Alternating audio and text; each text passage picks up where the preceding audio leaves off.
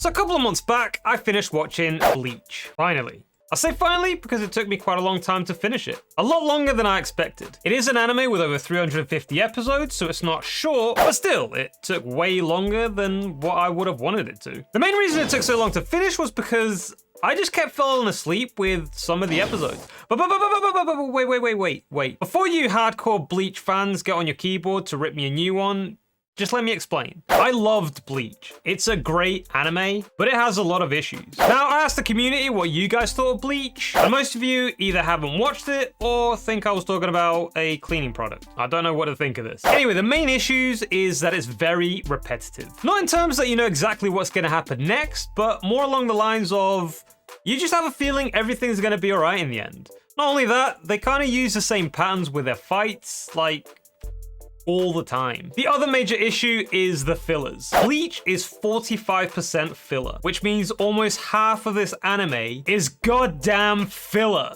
Now, I have a lot to say about Bleach, you know, obviously, or else I wouldn't be making a video around it. There is both good and bad.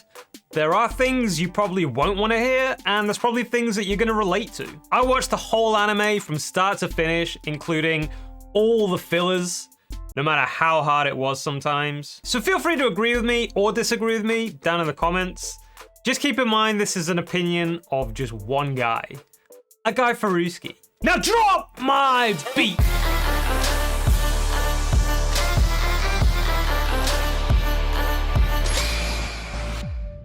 Okay, so before we go deep into the video, just keep in mind there will be spoilers. I will be talking about a lot of the key elements from the story, so if you haven't watched the anime and you intend to, just keep that in mind.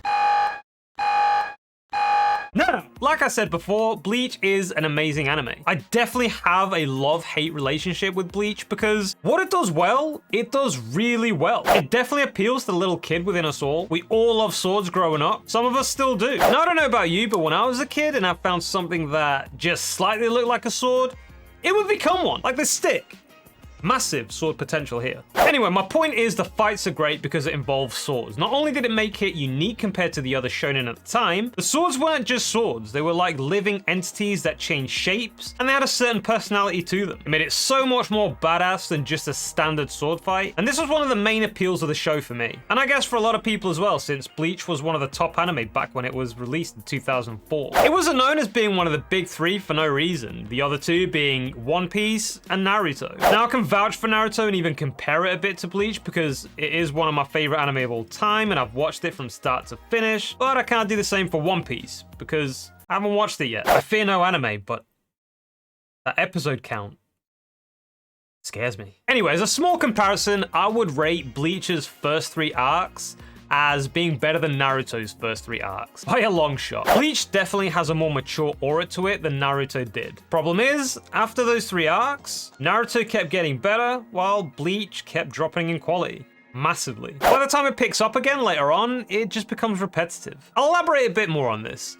Now keep in mind, I won't be going too deep into the plot or the characters or just anything in general. All I'm gonna share is what I felt, what I thought, what I experienced whilst watching the show. All right, so the first arc, like most anime, is more of an introductory arc to introduce a small amount of main characters, their abilities, and to explain what the hell is going on in this world. It's all done really well in my opinion. I instantly got sucked in, especially by Rukia, Ichigo, and Ishida. Chad and Inoue were decent characters, but I didn't hold too many feelings towards them. They kind of just felt like your standard side characters. All in all, it's a solid season that hooks you in. Definitely not the best, but it does a decent job. By the end of this arc, we are introduced to 2 more characters who are far more powerful than anything we see up to this point, which causes Ichigo to lose his powers, and Rukia is taken as a prisoner. This is a great cliffhanger that just makes you want to see more. The second and third arc ramp up the quality tenfold.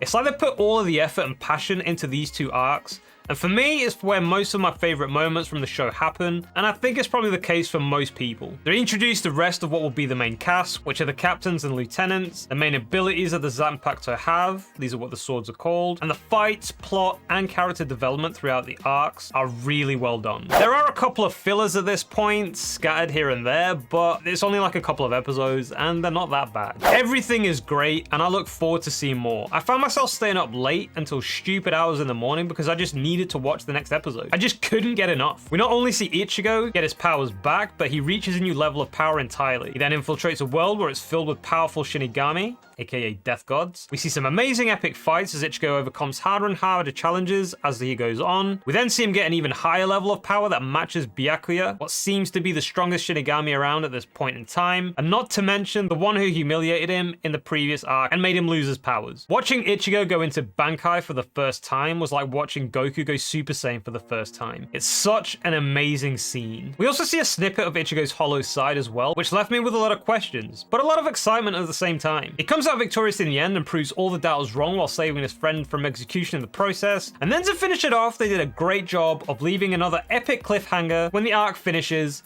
with this scene. All the effort and epicness Ichigo reached to then get humiliated by one single finger. This ending was a perfect conclusion to this arc and left you with a massive cliffhanger that you just wanted to see what happens next. Aizen may not be the best villain ever, but boy does he have one of those faces you just want to punch. I couldn't wait to see more, but what was about to come was not what I expected, nor was it what I wanted. What came next was the Bount arc. For me, and for most people, the worst filler arc of the whole series. This is probably the point where Bleach lost a lot of its following, a lot of its popularity, and maybe what started its downfall, because this arc is just terrible. The series went from awesome fights with interesting characters to a very boring, slow-paced arc. After a massive climax, Bleach just became boring. From start to finish, it just feels like a forced, pointless filler arc. It's so boring. The villains aren't all that interesting. They're basically soul vampires that have a vendetta against the Shinigami because they made them that way. You know, the plot is a bit cliched, but they could have made it better. Not only is it bad, it's really long. It's 44 episodes long. 44 episodes of continuous boring filler. This is why I kept falling asleep. It's true that I watched it at nighttime, but I fell asleep way faster than usual. I sometimes start an episode only to start nodding off after like 5 minutes. 5 literal minutes. Bleach became my insomnia cure. Nothing really kept me captivated enough that I lost track of time like the previous arcs did, like a good anime is supposed to. Now keep in mind, I don't mind fillers. I know why they're there, but they need to be done right. Not just anything to keep the show going on for a bit longer. In my opinion, instead of this, it would have been better to just stop the show there and then just wait till the next arc became available. For the viewers that endured this horrible torture like I did, after 44 episodes, we finally got what we wanted.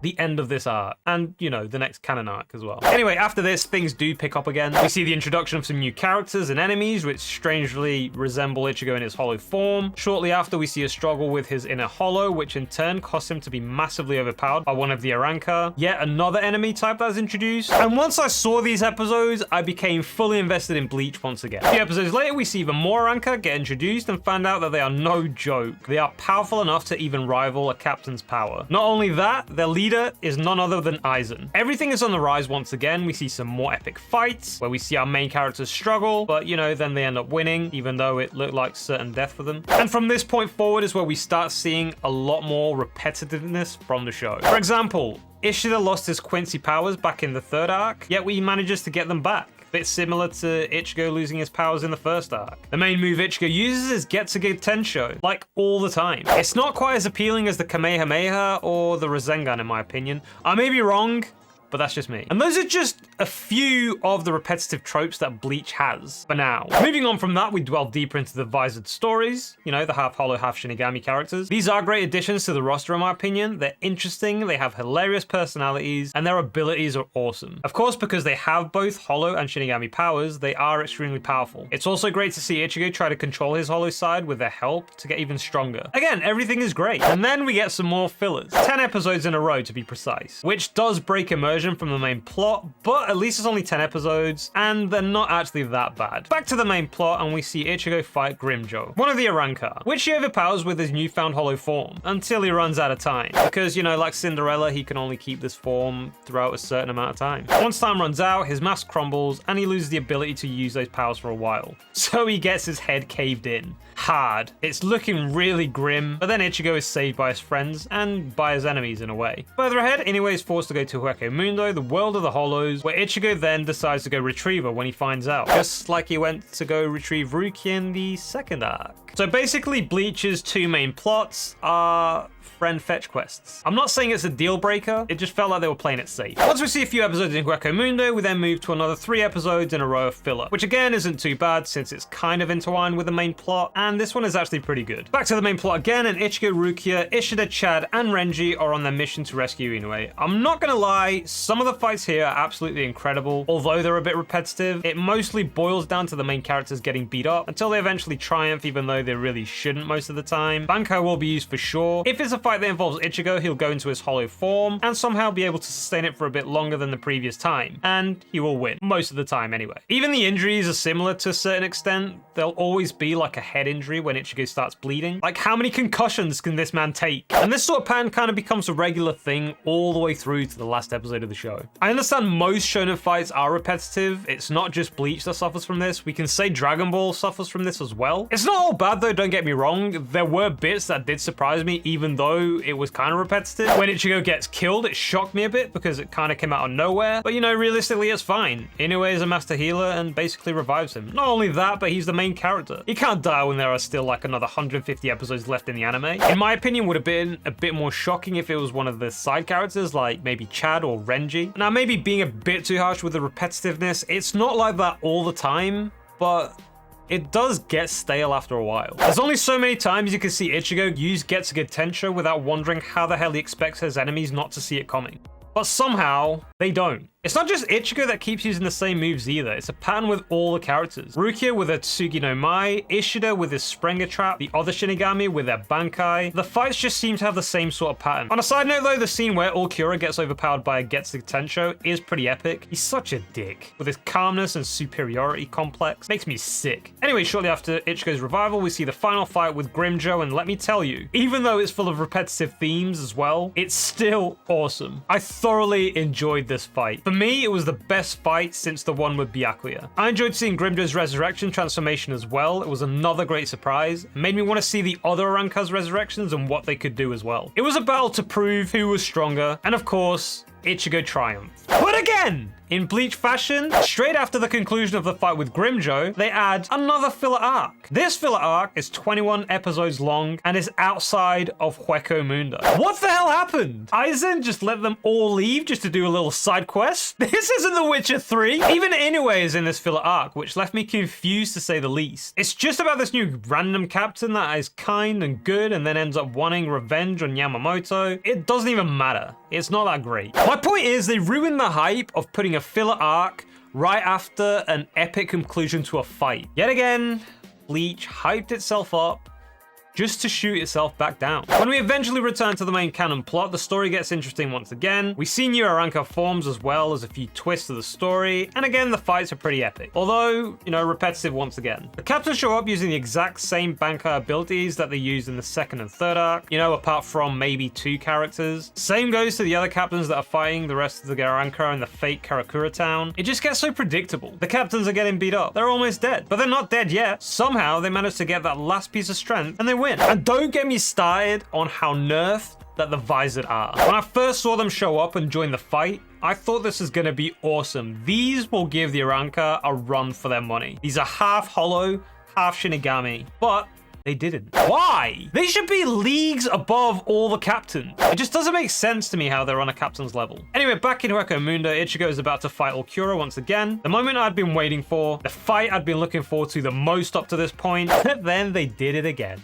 Instead of the fight that everybody wants to see, we get another filler arc. This time, a 38 episode long filler arc. Why? They did it again! Why don't they learn? In all honesty though, this is actually a great filler arc. It's about the Zanpakuto materializing into humanoid beings and rebelling against their masters. It is an interesting arc with interesting characters, and I did enjoy it, but the placement of it was just so annoying. If it was placed properly, it would have been even better to enjoy. You could have taken in the story and the characters, but because they put it before such a crucial fight, it just made me want to rush through it, hope it's over soon so I could go back to the main plot. Why would they think this was ever going to be a good idea? Once again, Bleach hypes itself up just to shoot itself back down. Anyway, back to the main plot again. And here we finally see a bit of variety that got my heart pumping again. After the first few exchanges between Ichigo and Ulquiorra reveals he has a second form that the rest of the Arrancar don't. Once he transforms, he becomes an absolute beast. He is on an entirely different league, which massively overpowers Ichigo. He overpowers him that much, he ends up killing him for the second time. But of course it doesn't really matter. He's the main character. He can't die just yet. We still got like 100 episodes left. But this time, instead of seeing Inoue bring him back, he gets completely consumed by his hollow side. And he transforms into a superior hollow form we've not seen before, called the Vasto Lord. This form is much more beast-like than just the standard hollow takeover we saw before. And in my opinion, it was such a badass form and ultimately super powerful because it makes Ulquiorra look like a little bitch. And God, was it satisfying to see. This, in my opinion, is one of the show's greatest battles. I'd say second best of the whole show. Even after Ulquiorra is dead, Ichigo is still going berserk in this new form. I'll be honest, at this point, I thought we were going to see like a Van Helsing type of scenario where Ichigo would actually kill one of his friends in his rage, but it's not. No one gets killed. Except for the villain, of course. In Karakura Town, Aizen is released from the flaming prison Yamamoto put him in. Oh yeah, I forgot to tell you, Aizen was kind of trapped in this flaming ball of fire. But you know, it runs out of fuel, so now he's out. Long story short, he basically makes every single character his bitch. He is overpowered as hell, and all hope seems lost. Like I said before, Aizen isn't the best villain ever created, but he does a good job. He's so calm, smart, and ruthless that you just can't wait to see someone cut him down. Anyway, the situation is that bad that Ichigo's dad comes out of retirement to help, but is also tapped like a little bitch. No one is even close to being a match for Aizen. Not even Ichigo and his totally unpredictable Getsuga Tensho. The show eventually reveals that Aizen is only this powerful because he fused with a Hokyoho, which is basically a cheat code to get all hollow powers as well as keep the Shinigami ones without losing control. If there was a cheat code for being overpowered in the Bleach universe, this is it. The man is seemingly invincible. But it turns out Ichigo's old man also had a cheat code up his sleeve himself. Sneaky, sneaky. He takes Ichigo to the Precipice world where time moves much faster than in the real world so that Ichigo can learn a move called the Final Getsuga Tensho. Of course, why would they come up with a new move? Let's just use the same one that we always use, but you know, it's the final one. Anyway, between all this, we have a few episodes here and there where we go back in time to see how far back Aizen's betrayal goes, and we see how the Visor became Visor. By this point, I became that accustomed to Bleach putting fillers where they shouldn't that I had to go and check to see if this was filler or actually canon. It's not filler, it's totally canon. There are a decent few flashbacks to be fair as well, because we get to see more of the Visored background, but also Urahara's background. We kind of get to see how he got to where he is now. Anyway, back to the present, we get another interesting twist when we see Gin betray Aizen. He was getting close to him all along just so that he could kill him. But you know, Aizen is the main baddie, so obviously it's Ichigo's job to defeat him. So Gin is sliced like a piece of toast, and he dies. This will probably be the most surprising moment of the whole anime up to this point, because someone actually died. But you know, Gin was a villain throughout most of the show, so it doesn't really count. So with everyone seemingly unable to stop Aizen, all hope seems to be lost, you know, as always. But that's when Ichigo returns from his training, and boy does he come back with style. This is by far my favorite outfit of the whole series. The man just looks badass. The longish hair, the chain around his arm, the calmness and confidence around him. It just looks so good. Ichigo and Aizen finally have their fight, and it's just so satisfying to see Ichigo just toy with him so effortlessly. It's the perfect role swap from the end of the third arc. Ichigo just isn't fazed by Aizen's power because his is just so much bigger. Aizen is just totally outmatched in every single way, and as an ultimate finisher, Ichigo transforms into Super Emo Ichigo to unleash the final Getsuga Tensho, which also costs him to lose his spiritual pressure. You know, aka his powers, again. After using that move, he essentially loses all his powers and he just becomes a regular human again. Believe it or not, after all that epicness and sacrifice, it's not enough to actually kill Aizen. It only severely injured him. So Urahara swoops in and seals him away to get all of the XP. What an asshole. The world has been saved, Aizen has been stopped, everyone is happy, end of the story. Except it isn't. They had to squeeze some more filler before they concluded the story. Now this filler is placed properly at least, and it kind of does make sense with the whole plot because Ichigo doesn't lose his powers straight away. He gradually loses his powers. And you know, as a whole, it's not that bad of an arc either. There are like clones of the captains and lieutenants that this one guy made. You know, although he has been in the Soul Society for years, he only just shows up now. It mostly revolves around mod souls. All right, okay, so it's not that much of a great arc. I mean, in my opinion, they should have maybe swapped the Zanpakuto arc and put it here because it's much better than this, and put this one in the bin. Anyway, after the filler, we return to the main plot once again, where we see what, in my opinion, should have been the final episode of Bleach, and one hell of an emotional send-off. We see Ichigo slowly losing the last of what remains of his powers, as he says goodbye to Rukia. Since he has no powers, you won't be able to see her again, and we see Rukia slowly fade away. This is a sad and emotional ending, but I think it would have been a great ending to the series. This is how Bleach should have ended. But it wasn't. They came up with yet another arc. Not a filler arc this time, but just as bad. The Fullbringer arc. This is by far the worst arc in Bleach. This only comes second to the Bount arc, in my opinion. It's considered the death blow that killed Bleach, and I can see why. It's the final arc of the show, but from start to finish, it just feels like filler. It's just that bad. If there were any loyal viewers of the show up to this point, I think they would have dropped off. I struggled to keep watching this show. The only reason I carried on was because I wanted to make this video. It's a terrible arc to what we thought would be the conclusion of the series back in 2012. If I had watched it back then, I would have been raging. Anyway, the main point of this arc is Ichigo trying to get his Shinigami powers back. Again, with the help of a brand new set of characters. The characters are kind of interesting, but then they're kind of not at the same time. It's just a weird arc in general. The final twist is that the leader of the group, who was supposedly helping him, is actually a villain and the first substitute Shinigami from a long time ago. He wanted Ichigo to get his powers back so that he could steal them from him to take revenge on Soul Society. Not only was this whole arc boring to watch, it just feels extremely forced just to suck more money out of the show. Like I said, I personally struggled to get through the whole of this arc, and after watching it, it just solidified my opinion that the series should have ended with saying goodbye to Rukia. I was happy to see all the main cast again at the end of the arc. They have new outfits and they kind of look a bit different, but that's only the case because I knew a new arc was coming. If I'd seen this back in 2012, I would have been disgusted. Of course, Ichigo regains his powers again. He also has a brand new look and he defeats the main baddie. The end. What a load of bollocks. Anyway, soon we will get a new arc, what will be the true conclusion of Bleach. I hope. I seriously hope they finish off the story well this time and leave it finished. I haven't read the manga, so I'm not quite sure how it's gonna go, but I am very excited to see what the plot will be. Because all the captains look different in the end of the last arc, I'm hoping for hopefully a variety of new abilities. Same goes for Ichigo. Hope he'll come up with something a bit more interesting than just the Getsuga Tensho, but you know, we'll see. After all the ups and downs I've seen throughout the show, I'm not sure if this new arc is gonna be the resurrection, redemption, and conclusion that Bleach deserves, or if it's just gonna be the final nail in the coffin. All in all, it is really a shame that Bleach became what it did.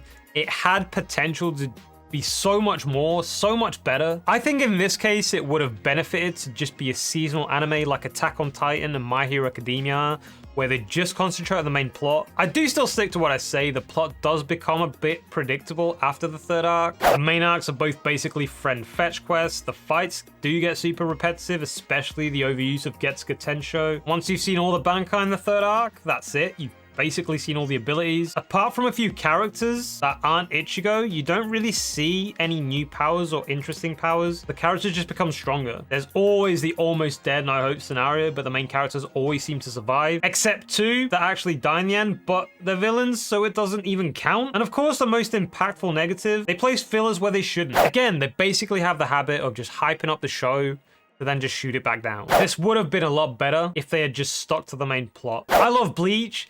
It's definitely an anime that I do recommend and it is worth watching, but it does have a lot of issues. And again, like I said, this is just an opinion of one person. Let me know down below if you guys agree, disagree, if you have any different opinions. If there's enough interest and if there's enough comments, I may make a follow-up video and answer your questions. Thank you for watching, Farruski Clan. I hope you enjoyed it. I want to also thank my patrons and channel members for the love and support. And don't forget, if you want to become a Patreon or channel member, join the Farruski Clan Discord or follow me on social media. All those links are down below in the description. And that was it for this one. I'll catch you guys in the next one. GuyFarruski out.